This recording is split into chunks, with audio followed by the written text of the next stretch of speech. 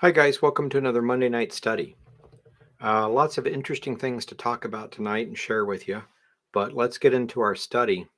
First off, we're talking about Russia and how it plays into the Roman Empire. And the reason we mention that is because as Christians, we're always looking for a revived Roman Empire and then a 10-nation confederacy that comes on the scene, etc. I just noticed a few correlations and I wanted to kind of brush back over that again. Nothing definitive, but I think it's an interesting study. So basically, we all understand that in Ezekiel chapter 38 and 39, we have a Gog Magog war. And some people still debate on who Magog is, but most of us understand it to be the area of ancient Magog is southern Russia. So we're talking about a Russian invasion of Israel sometime. And then some people debate if that's before or after the rapture. Is it just at the end of the millennial reign? When is that? Or there's more than one of them, etc. So I wanted to kind of mention a few things to you. Let's look at that real quick, and I want to point out just a couple of things, and then I want to show you some history and some other things that I thought was interesting in light of what's going on with Russia right now. And of course, you know what's going on with Russia is that they've invaded the Ukraine. And I'm not saying that that's a good thing or a bad thing or anything else. And it may or may not have a direct implication in prophecy, but I think it has something to do with it. At the very least, the rising of Russia. And of course, we look at that and say, well, Russia is extremely huge as far as an area base, a people base. Um, and they've been a world power, a superpower for a long time. United States, Russia, and China are the three superpowers. But still, there's more to it than just that. And I think we'll see that in text. So if we go to, here is Ezekiel 38. We'll just read some of the first parts. So this is a prophecy that the Lord gave Ezekiel against Gog, who's the chief prince of Magog and other places. So it says here, the word of the Lord came to me, saying, Son of man, set your face against Gog, the land of Magog, the chief prince of Meshach Tubal, and prophesy against him. Now, Gog, people have always speculated what that means. Gog actually in Hebrew means roof, so it's like the topmost part of something. So if you're talking about Magog being southern Russia, Gog is definitely northern Russia or the top of the world. I mean, theoretically, you could say it's the North Pole, but there's no nation that lives up that far. So the farthest north would be that. In the Septuagint and a few old places, Gog is also a fallen angel. And so you could actually say Gog is the prince of Magog, or he's being led by a demonic spirit, something like that. So we're not exactly sure about Gog, but Magog we know for sure. Magog and the Magogites settled in what we call southern Russia, the Scythian or Scythian Empire, as it was called back then. So he's the chief prince of, and then here's two other places, Meshach and Tubal. It has been thought that these might be the old names for Moscow and Tobolsk, which are the capital of White Russia and Siberia. But they're also kids, great grandsons of Noah. Whether these names are directly related or not, we don't know. And a lot of people confuse this. And where it says chief prince, the Hebrew for that is Rosh. And people say, well, Rosh is Russia. Well, it actually just means chief or ruler of. But no matter how you do with chief prince, Rosh, Meshach, Tubal, and Gog, we know it's a Magog invasion. So Magog is the key for this. So we know it's a Russian invasion of Israel. And there's lots of other studies. I could pull out a lot of history and word studies for verse 2 and take up most of the hour, but we won't do that. So this is a prophecy against Magog or Russia. Okay. And it says, Say, thus says the Lord, behold, I am against thee, O Gog, chief prince of Meshach and Tubal. I will turn thee back, put hooks into your jaws, and bring you forth, and all thine army with horses and horsemen, all of them clothed with all sorts of armor, a great company with bucklers and shields, all of them handling swords.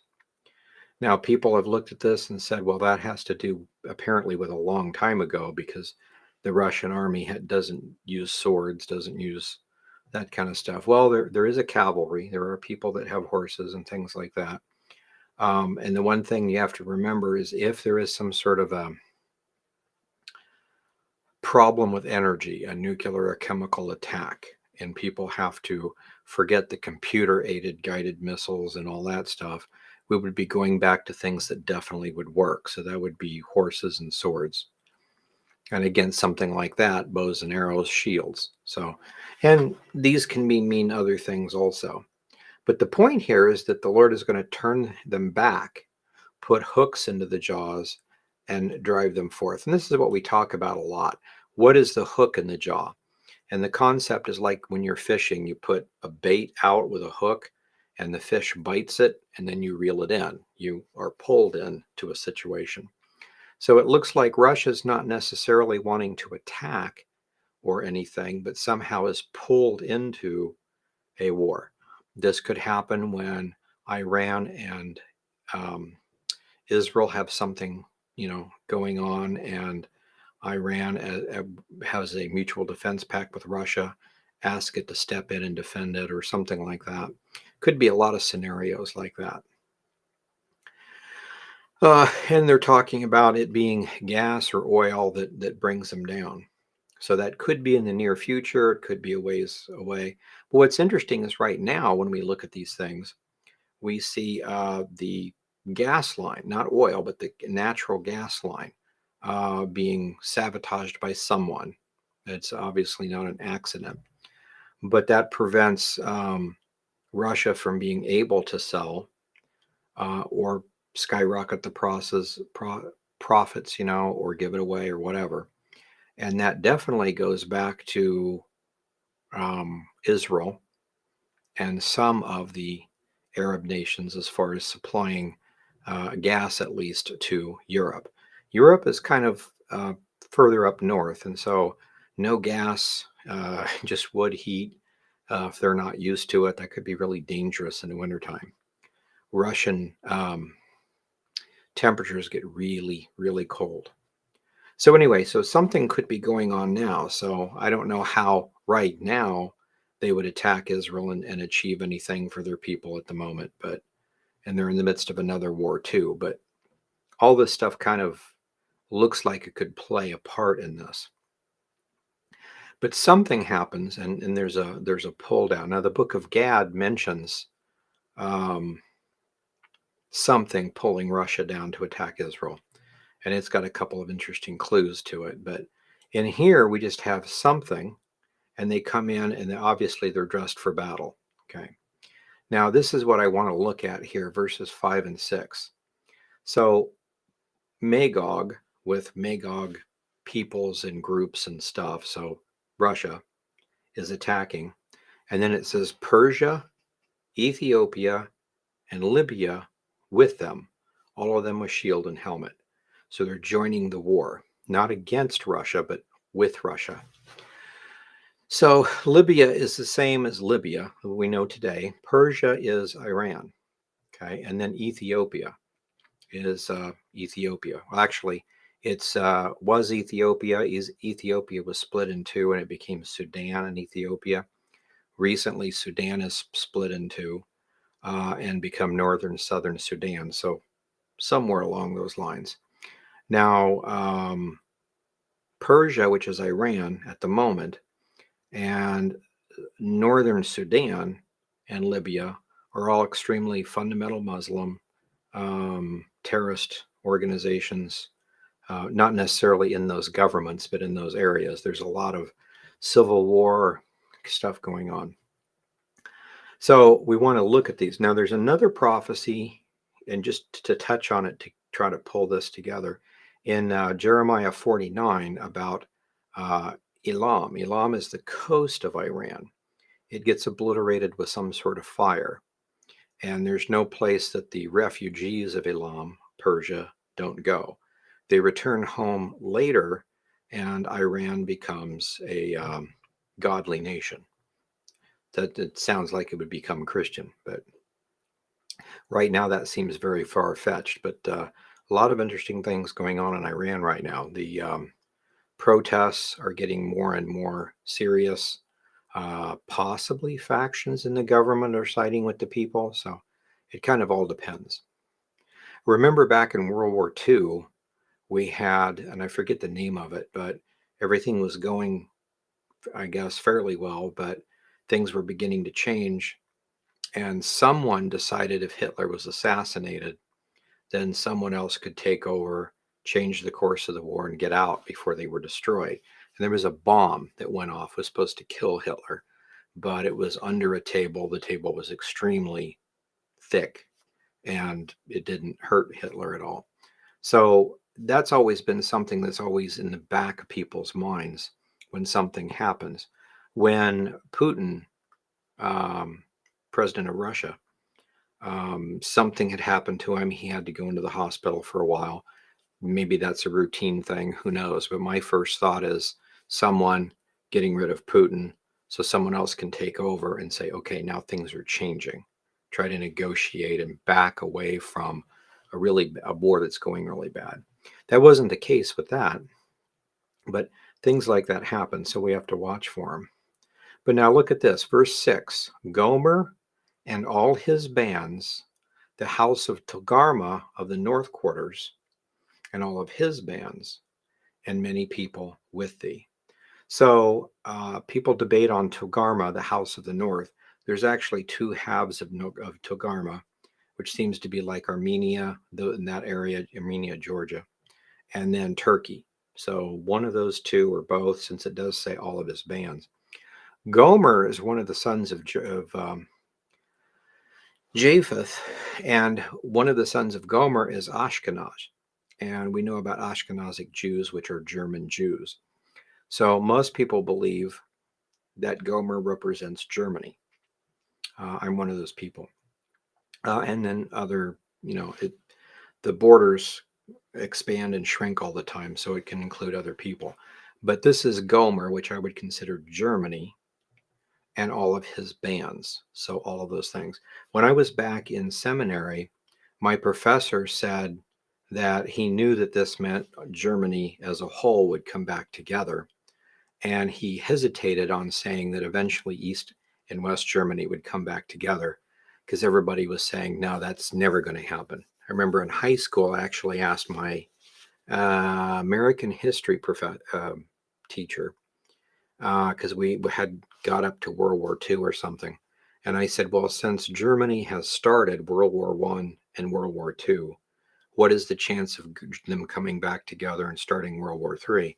And I remember the teacher said, never happen. We separated it. It's two separate things. It can't. It just cannot ever happen. And I'm thinking, yeah, that's not what the scripture says. But what was interesting is my professor in college mentioning this. He said, I wish I would have went ahead and told everybody East and West coming together. And he says, I'm not going to make that mistake again. So you guys need to know it's East and West Germany and Austria that all come together to form a united Germany. And so that will happen sometime in the future. And again, I'm not predicting that. That's what my professor said, but based on the way it used to be. And I'm thinking there might be some truth to that, not just because he's my professor, but some other stuff that I found. But so look at this then. If Gomer is Germany, we all know that there was the Holy Roman Empire. And that basically started with France and Spain and wound up in Germany for the longest time. And then it was eventually obliterated. So when you talk about Germany as a whole, you can be talking about the western side of the Roman Empire, or Western Roman Empire. The eastern side is the Byzantine Empire. And we remember in Daniel chapter 2, we have Nebuchadnezzar's image, of which we have the two legs, and that's East and West Rome. So this goes on and talks about other stuff, and it happens in the latter days. So let's stop there for this, and I want to show you a couple of things. And so let me first back up and look at, I thought I had, okay.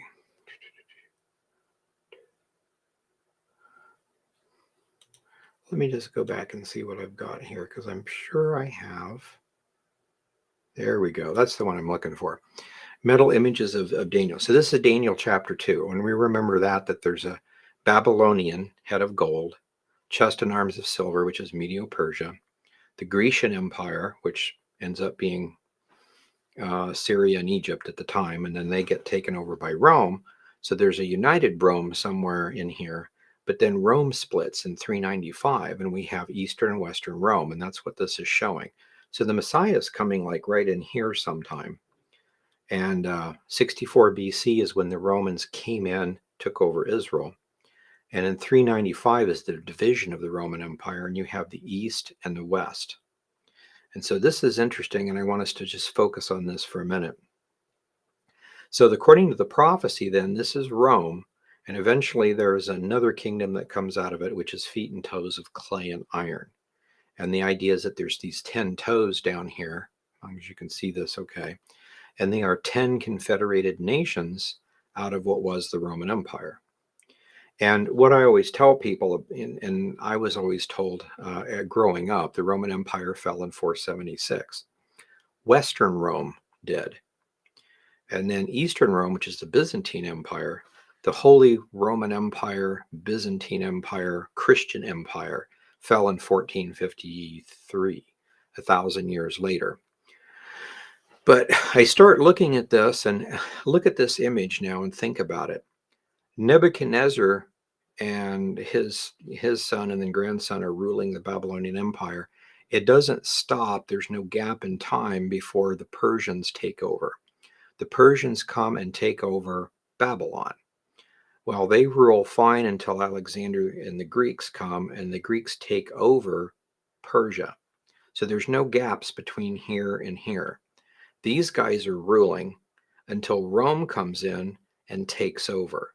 And that's when the Rome starts. So if there's no gaps in here, there shouldn't be any gap between the fall of the Roman Empire and the feet of the two empires down here that are made up of 5 each. So the 10 toes. And so I always looked at that. That got me thinking originally that 476 to this is 2022. That's a long gap. Okay, well, 1453 to now is a much better, shorter gap, but there really shouldn't be gaps. So in some sense, this is continuing. So I want to look at this and kind of see how it goes. And down here, you'll notice I've got 1917 or 1945 as the possible end of the empires, and I'll show you why. And I say possible because it's possible it's not over yet, or we would have 10 nations here. So very interesting in this. So let's go back to, see, where did I want this? I think this is it. Okay. So here is an old, well, the history basically of the Roman Empire. And I want you to think of several things. So remember, originally Rome was pagan, right? They worshiped Zeus, Hera, Hercules, all these guys. It wasn't until hundreds of years later that Constantine came along. And then after him, they became Christian. I mean, it was tolerated and then eventually became a Christian nation. And then it split into two separate Christian nations. Now, granted, it's not Christian like we would think, but they're claiming to be Christian, just like they were claiming to be pagan. And so my point is not saying that they're really Christian or they're not, but they were pagan, then they became Christian, but it's still Rome, right? So if the Roman Empire changes religion, it doesn't really mean anything, okay, if the empire continues. So if one of the Roman emperors went back to paganism or became a Muslim or became a Hindu or something like that, and the whole empire changed to that religion, it really wouldn't mean anything other than the empire changed religions. So that's one thing we need to think about at first. So here's the pagan Roman Empire, Greco-Roman gods. So, and then in 64 BC, let me see if I can bump this up just a little bit bigger without going off the page. Here we go. Okay, so anyway, 64 BC conquers Israel. And then in 380, Rome becomes Christian. So you got the Council of Nicaea, the tolerations, everything with Constantine. And then later on, great grandson or somebody um, becomes Christian, makes the empire Christian. It's not just tolerated, it's the official religion, you know. And so later on, they start getting rid of the pagan temples and that kind of stuff. So that's in 380. Just 15 years later, the empire splits in two. Okay, so two separate empires, east and west. And so that's the two legs that we see. So this continues. Now in 476, Rome falls. Okay. And then as far as the empire is concerned, it just stops. So, but you have Roman Catholicism, which is back in here somewhere, continuing to have a type of governmental authority, but like no army by itself, for instance. So it's just the Vatican, basically. So it's kind of pseudo ruling without an army. It's not actually an empire by itself, ruling from 476 to 800. Now in 800, the Pope um, recognized and ordained, so to speak, Charlemagne, the first Holy Roman Emperor. Now you've got a guy who, you know, like I say, it goes from France to Spain, to Germany over the time. But this empire shifts. So uh, just because it's in France for a while, then it's in Spain for a while, then it's in Germany for a while, doesn't really make any difference. When the headquarters goes from one place to another in the empire, it's still the empire. So we're looking, just try to remember that for a second. So the Holy Roman Empire officially goes from 800 to 1806, 1,000 years. This empire ruled, which is amazing. Destroyed by Napoleon Bonaparte. Okay. Now we'll stop there for a minute and back up, because again, at 476, Rome fell. But in 395 is when they split. Well, the other side of Rome is where the actual Caesars went. So this is Byzantium. It starts the Byzantine Empire. So in the West, you've got Roman Catholics with a pope ruling from Rome, and everything is in Latin. In the East, you've got the Caesars ruling from Byzantium. Constantinople is what it's called today, or vice versa. Anyway, Constantinople. Istanbul is what it's called today. And everything is in Greek. So two separate empires, but basically the same concept. So slightly different religions, different major languages. All the official documents are in Latin in the West, Greek in the East. So anyway, this goes down to, and in 600, Islam begins. And Islam, you know, comes and goes and gets powerful and nod and back and forth. But finally, in 1056, the Roman Catholic and Eastern Orthodox churches split over many things, but the main thing that did the split was the iconoclastic controversy. So it's the idea of you're not supposed to worship an idol or pray to an idol. And so the Roman Catholics said, if I have a statue of a saint, it's not really an idol because it's a saint. And the Eastern Church said a statue is a statue. It is an idol. And so what they said is we will have two-dimensional pictures. So we just have pictures of saints. Now they both pray to the saints, ask the saints to pray for them, etc. So there's a very little difference, at least today. But to me, it's interesting. It's not really an idol if it's two-dimensional instead of three-dimensional. But that was kind of the whole thing. Actually, I think it was more along the lines, the real issue was the Pope was saying, I have the right to rule all of Christianity. And the Eastern Orthodox was saying, that's not the way it's ever been. You're just a pope of a patriarchate, like Pope Stephen was of Carthage and all the other patriarchates. So all sorts of different popes. So anyway, so the church split at this point, but the empire continued. Okay, so the empire at this isn't just, a Christian empire.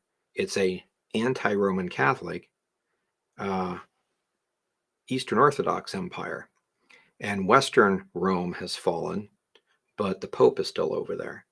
So this continues from 1056 to 1453 with the fall of Byzantium. And that's when the Ottoman Empire begins. So in other words, the person that took it over is a Muslim. And from here going down, it's a Muslim empire. And people say, well, okay, so the Christian empire ended in 1453. Yeah, but do we want to look at that as a religion or is it an empire? See, all the way through this 1,000 years, I would rule my son, my grandson, my great grandson. It's our lineage, and then somebody would come and wipe us out, and it would be a new what we call dynasty. So their family now rules father, son, grandson, however long they rule, and then somebody else comes along, wipes them out, a new dynasty. So in this case, the Christians were wiped out and the new empire begins, and it happens to be Muslim rather than Roman Catholic or Christian or whatever. And there's some records that talk about the Pope actually sending word saying that he would recognize him as the new Holy Roman Emperor. And the guy basically said, I am the successor to the empire. It is the empire, but I don't need the Pope's blessing. I'm not Roman Catholic. I'm not Eastern Orthodox. I'm Muslim. We don't believe in that. So what I'm submitting to you at this point is the empire could have ceased. It depends on how you look at it, or it could have continued. The religion definitely changed. So at this point, 1453, the Ottoman Empire continues. And most of us that know a little bit of history remember a little bit of our high school anyway. In 1907, we had World War I. And World War I was to destroy an Axis power. So the Ottoman Empire was ruling for part of it, but it wasn't anywhere near as powerful as the empire. But at this point, Germany wanted to connect with the Ottoman Empire and form a new Holy Roman Empire. Because remember back here, the Holy Roman Empire was in Germany and it ended in 1806. So not quite 100 years later, they're like, hey, let's get together, let's do something, reconstitute the empire. And the United States and the Western allies decided that would be a really bad idea, especially for that. So there was what was called a Second Reich, and that was from 1807 to 1907. They were trying, a Reich means empire. So the First Reich would theoretically be the Holy Roman Empire. The second was from 1817 to 1917. And again, with World War II, they're wiped out. But now here's an interesting twist. Now we know that the Ezra Apocalypse has a three-headed eagle prophecy. So we know Daniel too has a two-legged prophecy. So Rome is Rome. Rome splits into two pieces. According to the Ezra Apocalypse, somewhere along the line we have three. So how does the three form and why does Daniel only have two? And it's because it forms into three and then goes back to two. So let me show you what happens.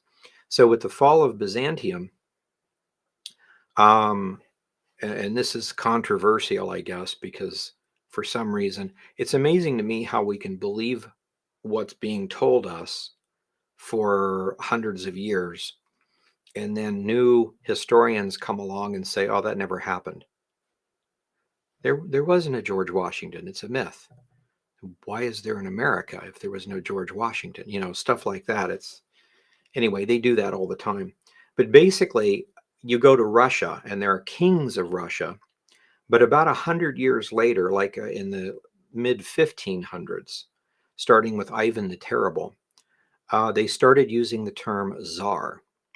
And the teaching basically is that the daughters of the last Caesar, they were all wiped out, but the daughters came and intermarried in the Russian line. And so the Tsarist Russia would be the Caesar Russia, or the continuation of the empire.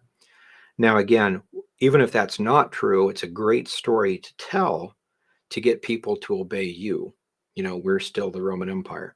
So, you know, It's debatable, I suppose. No clear records. But we have Tsarist Russia going down. So incidentally, um, in the actual Roman Empire, the rulers were called Caesars. In Russia, after this, after the fall and the beginning of the Ottoman Empire, the rulers were called czars, which is based on Caesar. And over here in Germany, all the way through this, the rulers were called Kaiser, which is a German form of Caesar. So they all claim to be the Roman Empire or pieces to it.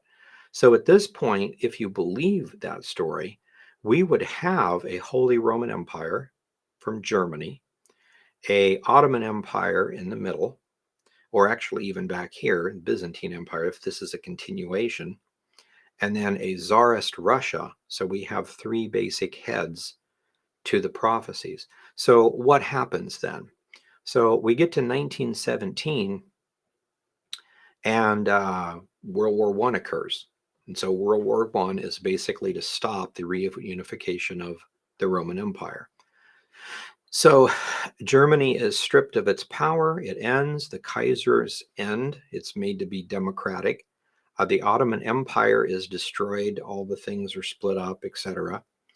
And the Tsarist Russia lineage ends. And remember the stuff about Rasputin and Nicholas and the missing girl Anastasia and all that stuff. But basically in 1917, it all stops. The three heads stop. Now, what happens later then is we go from 1917 to 1938. And then in Germany, a man rises to power by the name of Adolf Hitler.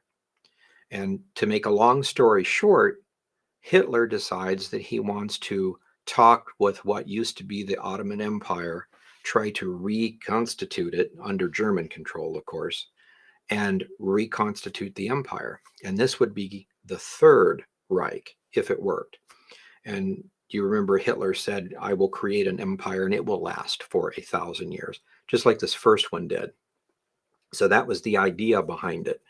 So the whole idea of Germany going together with what used to be the Ottoman Empire and creating an empire was again something that scared everybody. So again, the West stepped in and we had World War II. So the world wars have always been about stopping the reconstitution of the Roman Empire.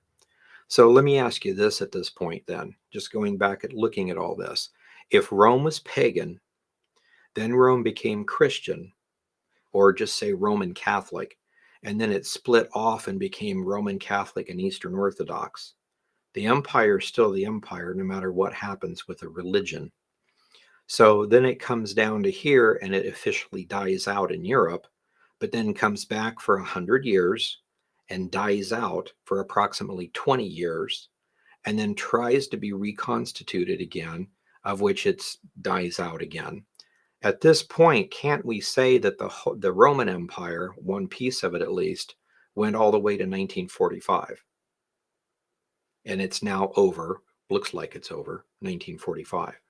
Okay, so with that, and we have this ending in 1917 and Tsarist Russia ending in 1917.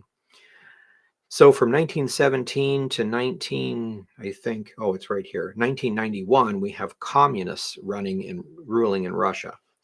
And so from 1991 forward to the present, we have a Russian Federation. And now there's talk about fixing things. And I bring this up because Putin is saying things like he is for traditional values, Russian Orthodox, which is just a slightly different form of Eastern Orthodox, so non-Roman Catholic necessarily, non-globalist. Russia is his number one priority, whereas like Trump would say, United States is my number one priority. And a globalist would say, well, let's just, make everything work. We're one big happy family, a new world order, and the scriptures talk about a time when there is a one world order and it's run by the Antichrist. That time is not here yet. But the point is, if the scriptures say there's going to be an Antichrist rise to power and this is what's going to happen, as Christians, we need to resist those things. He's going to make us take a mark on our hands, right? So any kind of technology where it's a tattoo, an implant, DNA, whatever, something under the skin, something with a right hand, it's not time yet. But anything going that direction is something Christians would say no to. And when the majority of us say no, it's going to be no. I mean, a company can't lose half of its employees, and so it's that kind of a thing. When we get to the place where not too many people care, then it becomes a different story. So this whole concept of Russia coming up, and um, we see the Gog Magog invasion with Gomer. So if there is a reconstituted German side or European side, and this kind of fizzled out and became Russia, we can see why it became three heads, fizzled out, and now we're back to two, which would make sense why Daniel just saw the two legs. He didn't see the middle part of it splitting into three, then going back to two. So just looking at this. So with Russia coming down and eventually attacking Israel with Gomer and a lot of other people on its side, that could be a reconstituted Roman Empire. Now, if Russia and Germany and stuff are destroyed, as Ezekiel 38 says, then they're out of the picture. That creates a vacuum of power in which 10 nations rise up and try to redo the same kind of a thing, but in their own image, which would explain why when Rome ends, the 10 nations start. And since the 10 nations aren't here at the moment, we can assume Rome has not ended the empire. So they're in an intermission, like they were back here, like they were here, like they were here at different times. But the empire is still there. I think it's interesting how the United States led the effort twice to keep the Roman Empire dismantled. But I wanted to show you a couple things. Here's a picture that I found the other day. And this is interesting. This is on one of the old flags of the Byzantine Empire. So Germany, and this is the same thing, you see it all over, but Germany and Russia and the Byzantine Empire, they all have the symbol of a two-headed eagle. Again, the eagle was Rome, but Rome split into east and west. So you have a two-headed eagle. And what I thought was interesting is in the Ezra Apocalypse, it gives you the prophecy about the three-headed eagle. And at the end, the feathers that represent certain Caesars and rulers and everything. But in the very end of the prophecy, the feathers are gone, the heads are gone. The only thing that's left is the body. And the Messiah, who's the Lion of Judah, comes to destroy that nation, that empire, and set up a kingdom that won't end. And so it's interesting seeing that. But in the process, it says that he comes, the only thing left is the body. And you're just thinking this body right here. But then there's this little comment, and the Ezra Apocalypse, it has like, here's the dream. It's 1, 2, 3. And then in the other chapter, the angel says, well, when you saw 1, 2, 3, it means this. So there's the prophecy, and then there's the explanation from the angel.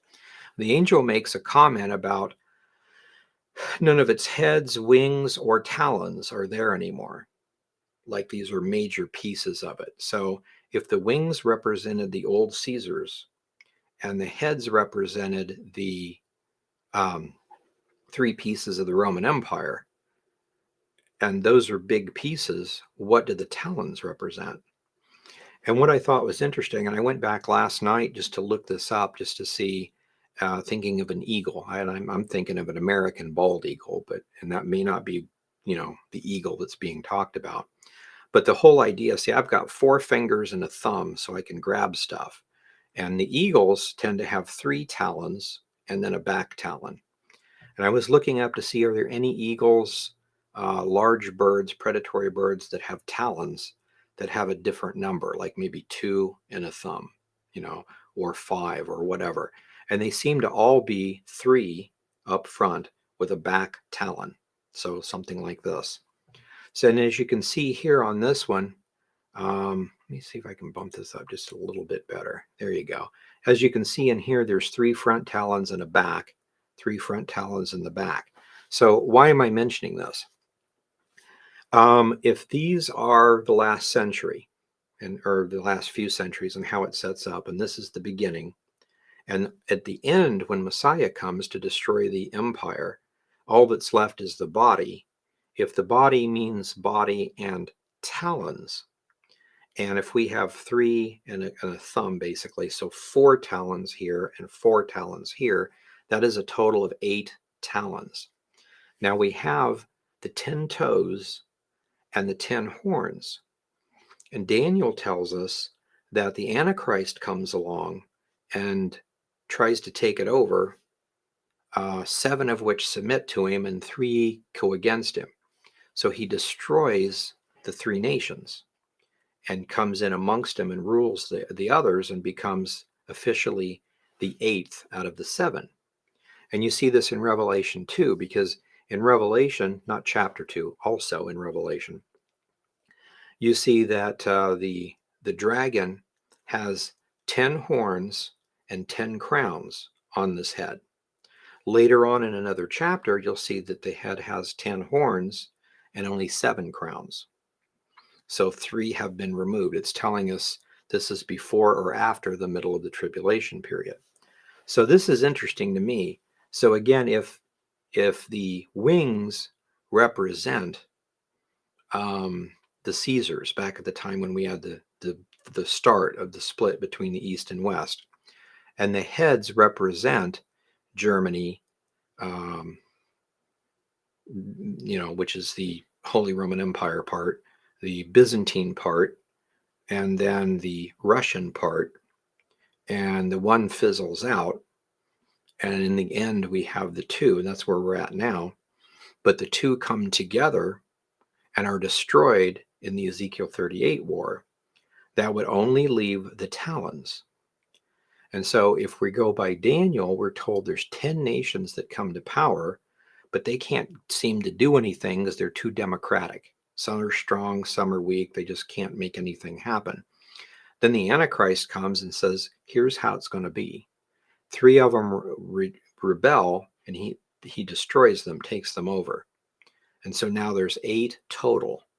So the empire can continue in ferocity and in strength with 8 talons, or 10 horns with 7 crowns, and an antichrist. So I just thought it was really interesting to kind of see all of that together.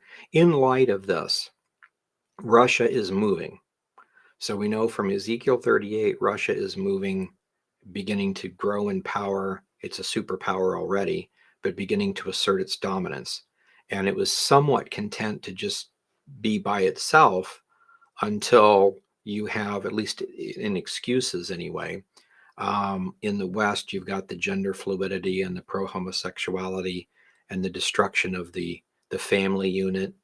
All of these would be major concerns of any Orthodox Christian group, like Russian Orthodox. And so maybe Putin's using it as an excuse, but at least he's saying, this is what I'm for.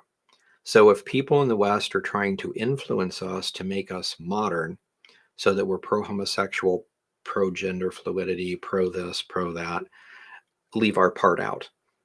And the more we push, the more they push back. So it's interesting how all this kind of comes to a head. Plus the gas situation, natural gas. So again, it could be something coming soon, or maybe not super soon, but it's all played out in part of this stuff. But I wanted to show you that because I just thought that was really interesting. The 8 talons. We go from the 10 horns to the 8 talons. So this is an old Byzantine Empire flag. Let me show you something else. I thought this was interesting. This was taken from a document. Let me run it down just a little bit. Now the Russian emblem is the same thing. It's usually a 2-headed eagle with the wings. But what they'll do is they'll put a globe with a cross on it, meaning the world. And that's always been an Eastern Orthodox sign. It's Christianity taking over the world type thing. And then a sword over here. You'll still notice like a thumb and 3 talons, so 4 talons total over here.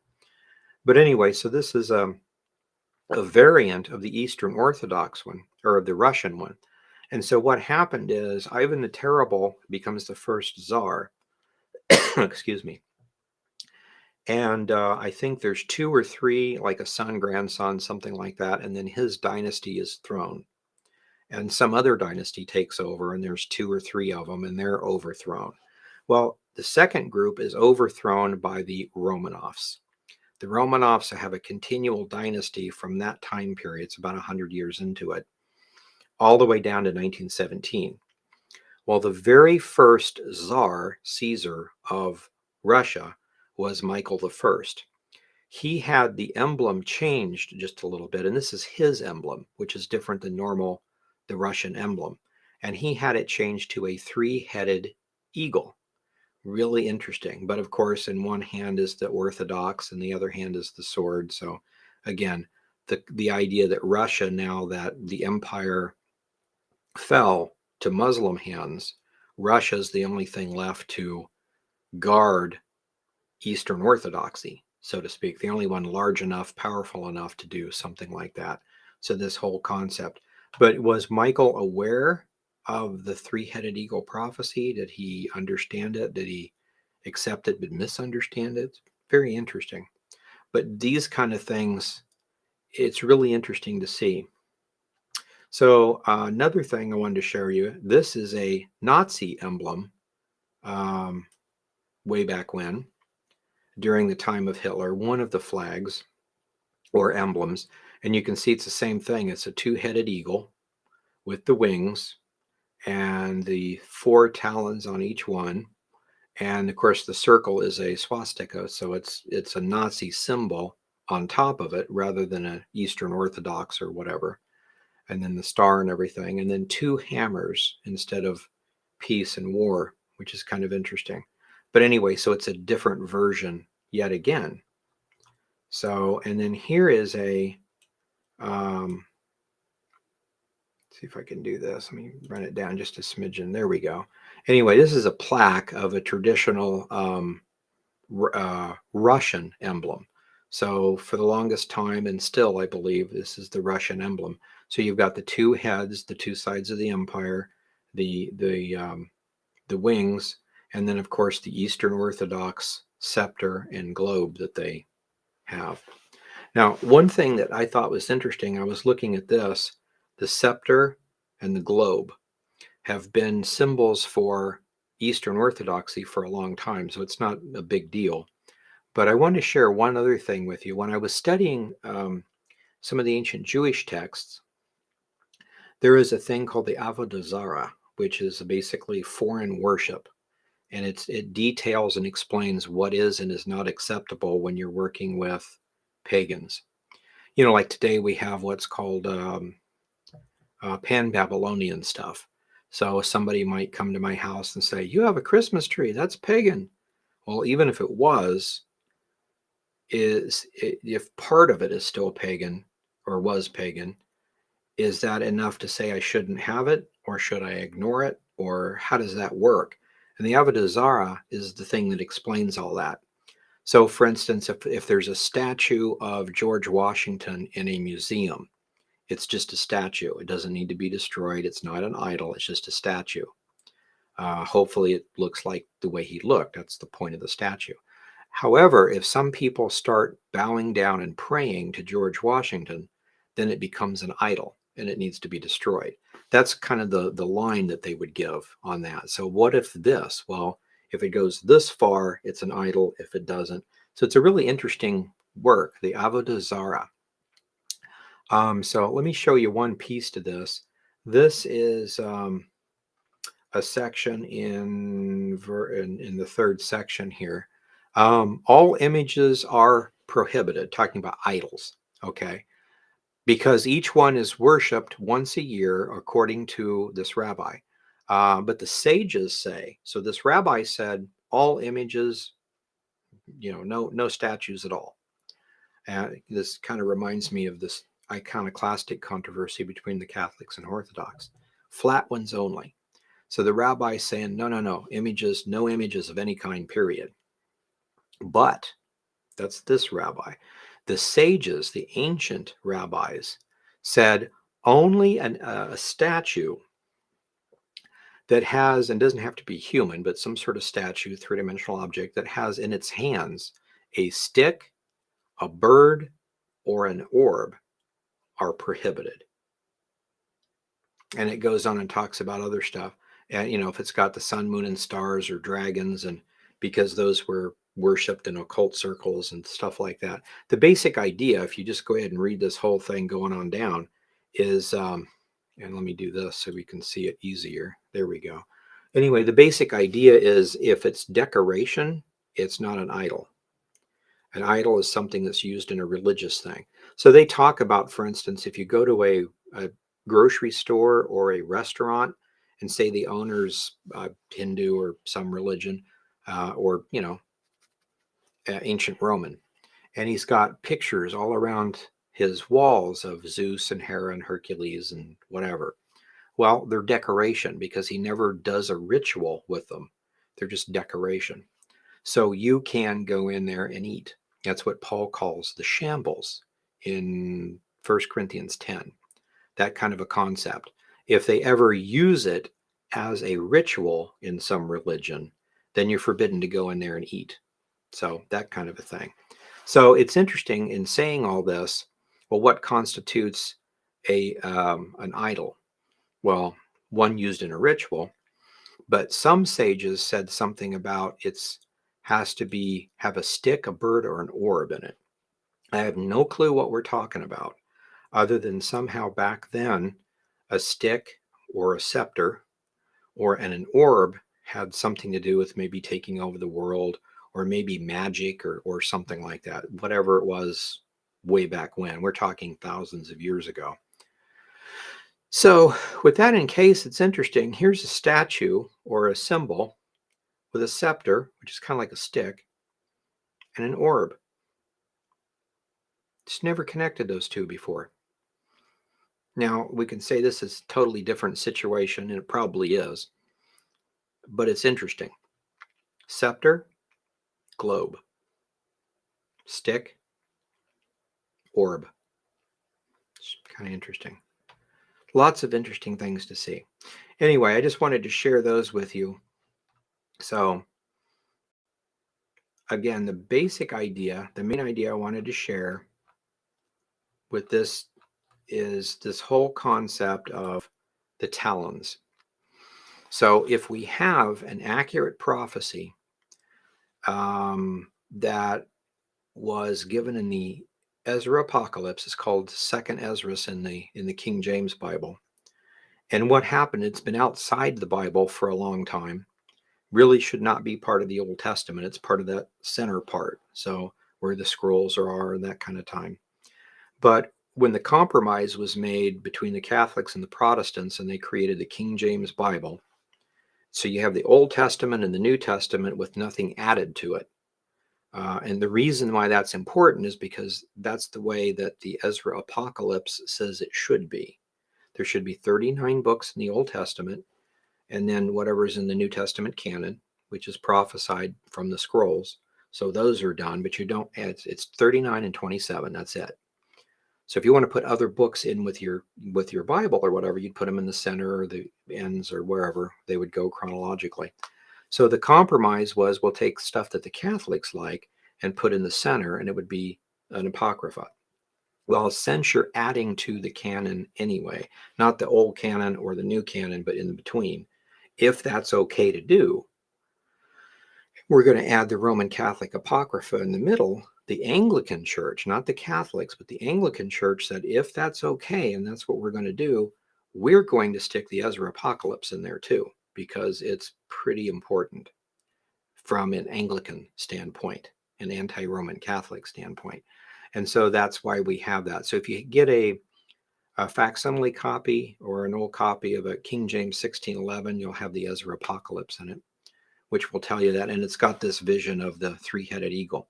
So it accurately predicts the number of Caesars up to the split of the empire, and then the heads, which we never completely understood.